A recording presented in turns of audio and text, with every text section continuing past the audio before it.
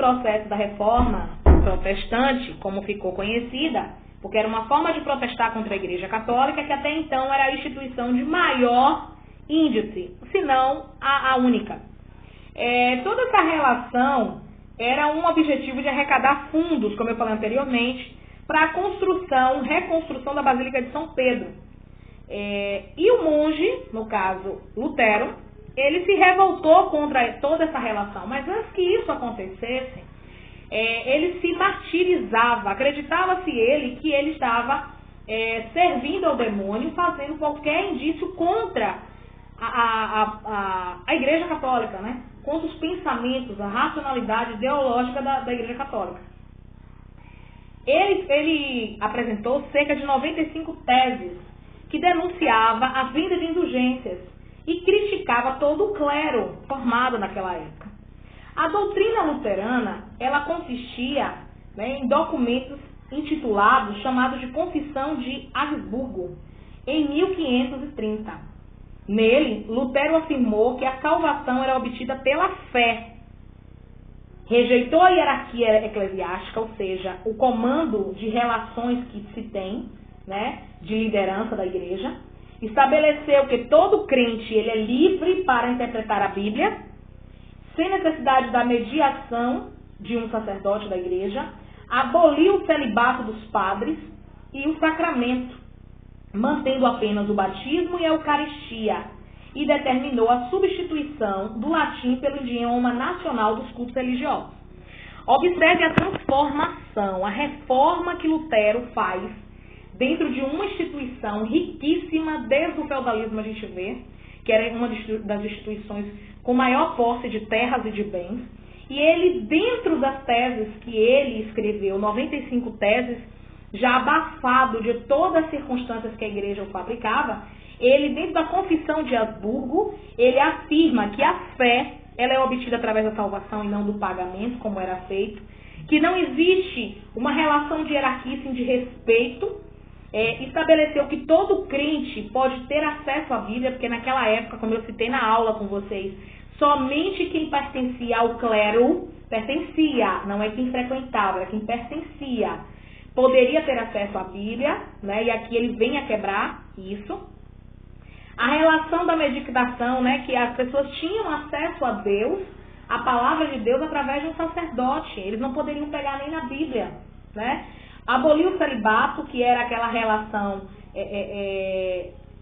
da celebração da missa, do cerimonial, que era o padre de costa para todos os fiéis, orando em latim, falando em latim, todo mundo dizendo amém.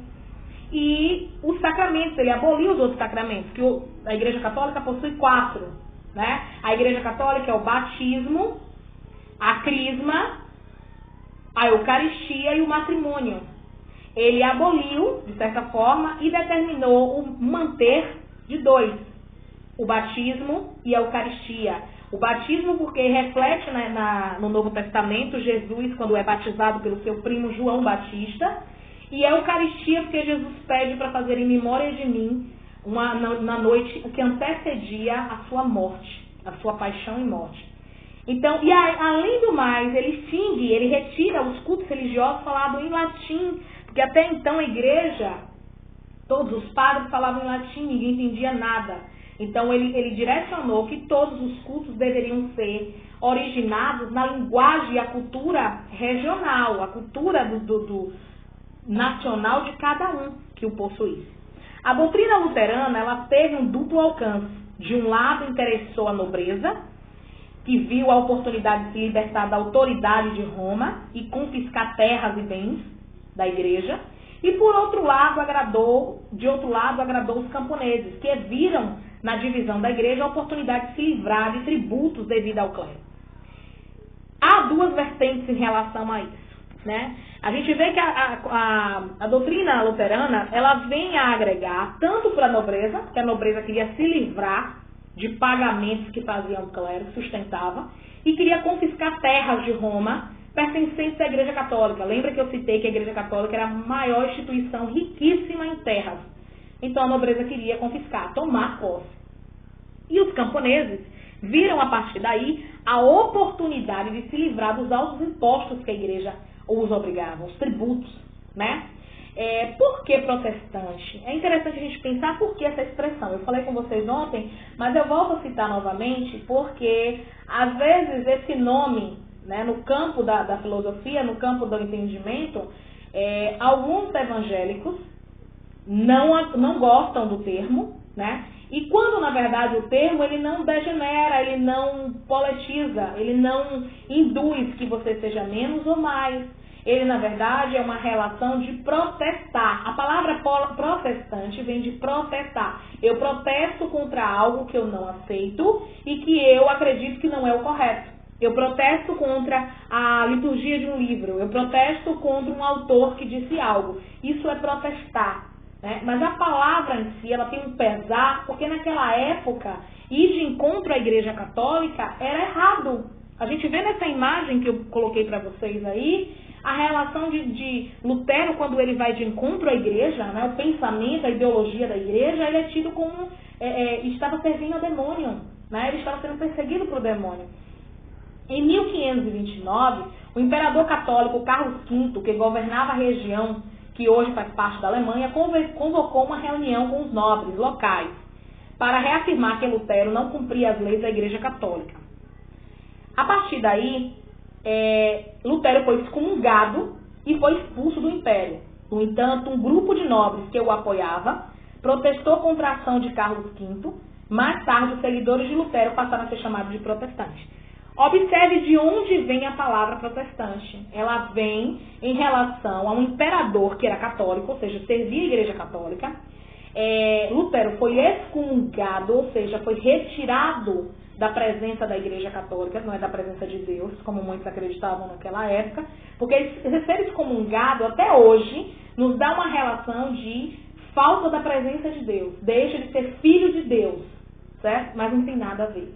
A palavra excomungado, ela tem uma relação de excomungar, pertencente à Igreja Católica, que diz o direito de não pertencer mais, não ser mais membro. É isso que significa a palavra excomungado. Não direcionado a Deus, porque Deus é livre para qualquer um que queira assumir um compromisso com Ele, independente de religião, independente do que você serve. Você só precisa ter Deus como seu primordial. Essa relação de conduta, ela é histórica, ela é antiga. Então, quando Carlos V se organiza com alguns nobres que ficam contra essa relação de conduta e pensamento de Lutero, a partir daí surgem alguns que ficam a favor de Lutero. E aqueles que são a favor de Lutero receberam esse nome de protestante. Por quê? Porque estavam protestando contra uma ação do imperador. O imperador, que era católico, formado em relação ao contexto da Igreja Católica. Vale salientar que existiam outros provenientes dessa racionalidade. Os seguidores, por exemplo, do calvinismo, né, com a ajuda das ideias de Lutero, começaram a se difundir na Europa e abriram caminho para outros reformadores. Então, o pensamento de Lutero, ele não ficou estacionado, ele não ficou parado no tempo. Ele alimentou outros que já tinham essa mesma racionalidade, que por temor das repressões, por temor realmente da Igreja Católica, eles se restringiam, de certa forma. A partir daí, o francês João Calvino, por exemplo, que ele foi perseguido na França por converter-se ao protestantismo, ou a relação de Lutero, refugiou-se em Genebra, na Suíça. Aos poucos, Calvino ele se destacou do luterismo, criando uma doutrina religiosa que se baseava nas ideias de predestinação absoluta. Observe que a primeira racionalidade de João Calvino é ligar-se à racionalidade de Lutero, ao pensamento de Lutero, certo? A partir daí, ele se distancia um pouco dessa relação do luterismo e ele cria um novo ideal de doutrina, que é a predestinação absoluta. Por exemplo, nos nossos dias atuais, a gente tem várias ramificações da igreja evangélica. Nós temos a Assembleia de Deus, nós temos a Igreja do Véu, o Verbo da Vida. São várias igrejas que prezam uma doutrina muito parecida umas com as outras, mas que se diferem em algum propósito, certo? Por exemplo, a Assembleia de Deus, ela é uma igreja mais fechada, né? É uma igreja, não sei se nos dias atuais ainda corresponde, porque já tem um tempo que eu tive esse contato, mas que não se utilizava calça, as mulheres só usavam saia. Já a igreja do véu, as mulheres para se apresentar na igreja precisam utilizar-se do véu e sentar-se homens de um lado, mulheres de outro. Então, são doutrinas dentro do campo da mesma relação, né, do protestantismo, e que cada um tinha um ideal diferenciado.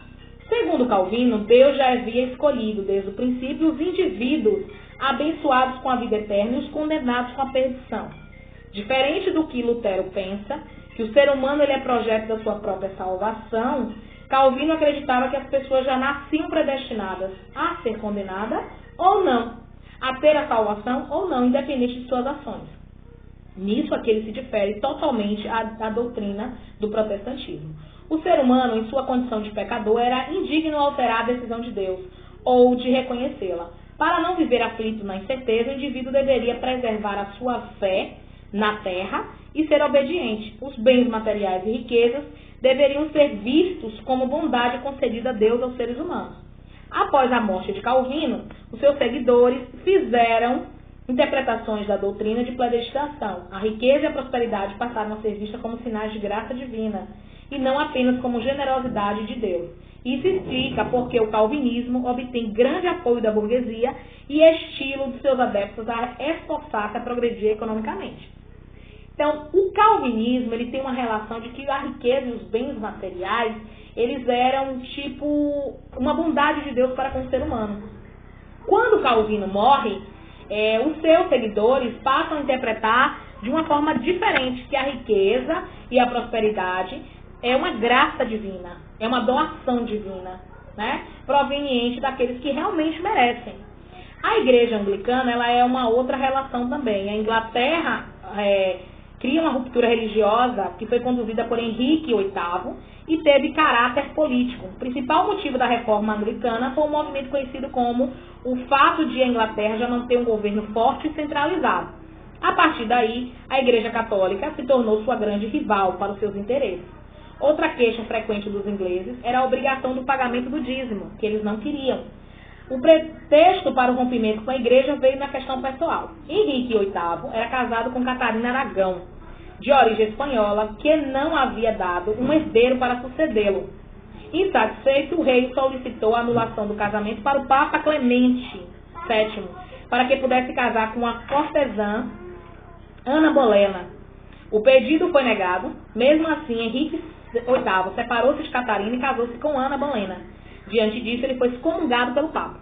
Observe que a relação se inicia como política e depois de um tempo ela se torna de forma pessoal. A partir do momento que ela vem como forma pessoal, o casamento, até nos dias atuais na Igreja Católica, você só se casa uma vez.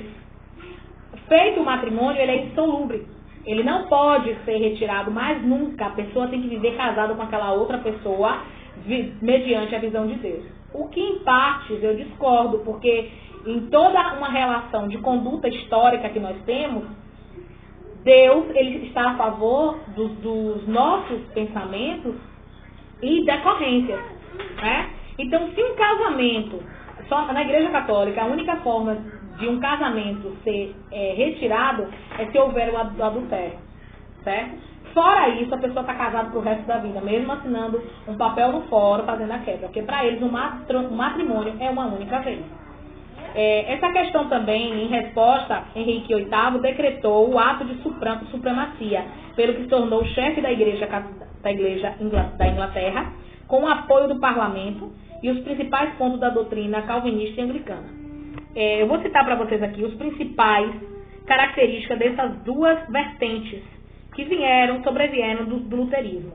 O calvinismo ele negou o culto aos santos e à Virgem Maria, aboliu o celibato, simplificou a missa, o sermão, a oração, que deveria ser feita na língua nacional, assim como a leitura da Bíblia, pregou com rígida disciplina moral e religiosa a adoção de um modo de vida simples, sem muito luxo, defendeu a interpretação da Bíblia e da salvação, Já o anglicanismo, ele sintetizou os princípios católicos e calvinismo.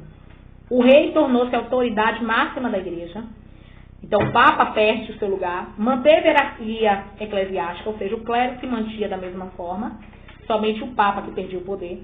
Condenou o culto a santos e a relíquias, então tudo que era relacionado à imagem da igreja foi retirado, assim como o calvinismo. Manteve o rito da Igreja Católica na língua inglesa e defendeu a interpretação da Bíblia. Ambos defendiam que a Bíblia deveria ser um acesso de todos os indivíduos. Então, essa razão da reforma da Igreja Católica, ela começa a criar, né, outras vertentes.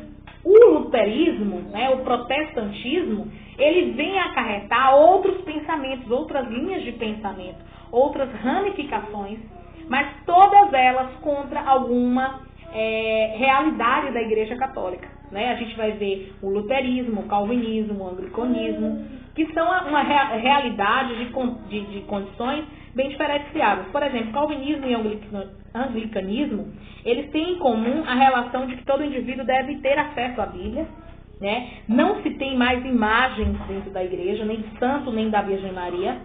Aboliu o celibato, simplificou aquela relação dos cultos religiosos de uma forma à língua nacional, né? E esses são os principais pontos de alicerce deles. O que se difere é a questão, por exemplo, do calvinismo, quando diz respeito a essa relação da riqueza e dos bens materiais, né? Porque para o protestantismo isso não faria diferença. O próprio Lutero vem a dizer que o homem ele é projeto da sua própria salvação, né? E já o calvinismo zela pelos bens materiais, pelas riquezas, como uma bonificação de Deus para o homem, né? Então, o homem bem-aventurado é aquele que possui riqueza. Já a igreja anglicana, ela tem uma relação de quebra de conceitos, seja ela política no seu início, né? Quando se inicia o movimento, e a partir daí entra o valor, o questionamento próprio de si, né? De uma insatisfação do rei, porque não conseguia ter um filho, ele faz a quebra do casamento, que é algo que a Igreja Católica não aceitava, essa negação, né? Esse recorte, e a partir daí ele cria, de certa forma, o ato de supremacia, se tornando o chefe da igreja. Então, são várias vertentes que se relacionam, sendo que o protestantismo não criou, né, o rei como supremo. Então, era o interesse da nobreza também, dentro desse contexto.